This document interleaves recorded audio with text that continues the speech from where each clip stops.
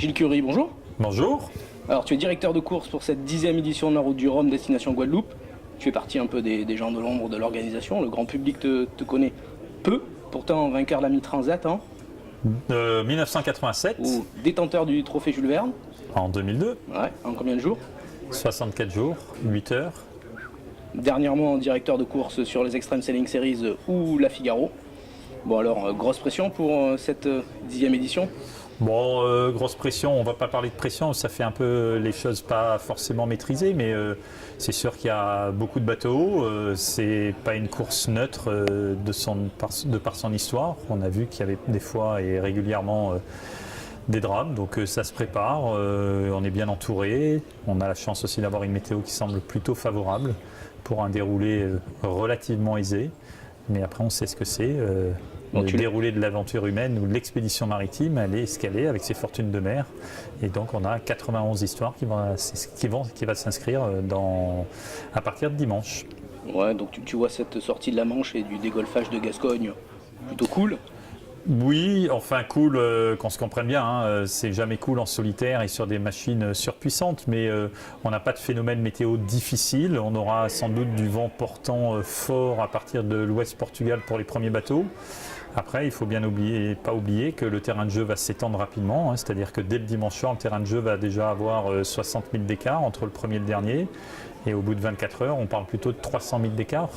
Wow. Donc c'est ça, c'est un peu la dimension de cette épreuve. C'est-à-dire quand les premiers arriveront en Guadeloupe, les derniers seront encore à l'ouest Portugal et seront peut-être dans un train de dépression. Oui, alors ça fait dans les 11 jours pour 12 jours pour le plus rapide peut-être. Donc le record de l'épreuve c'est 7 jours et 17 heures. Donc c'était avec un bateau qui faisait 24 mètres. On peut imaginer que le record ça sera moins de 7 jours s'il est battu. Et aujourd'hui on a des données météo qui laissent penser qu'on a moyen de battre le record. Ah bien. Bon, tu nous disais qu'il y avait 91 concurrents, ça va de la classe ultime, multicoque jusqu'à des bateaux plutôt vintage. Est-ce que c'est l'avenir de la course au large en solitaire française de mixer un peu toutes ces catégories? On voit il y a un monde fou ici à Saint-Malo, ça attire le grand public, tout le monde est très intéressé. Tu penses que c'est la bonne formule? Oh bah, je ne sais pas si c'est la bonne formule, mais en tout cas c'est la formule qui marche depuis 10 éditions à la Route du Rhum. Ça a toujours été un melting pot cette course.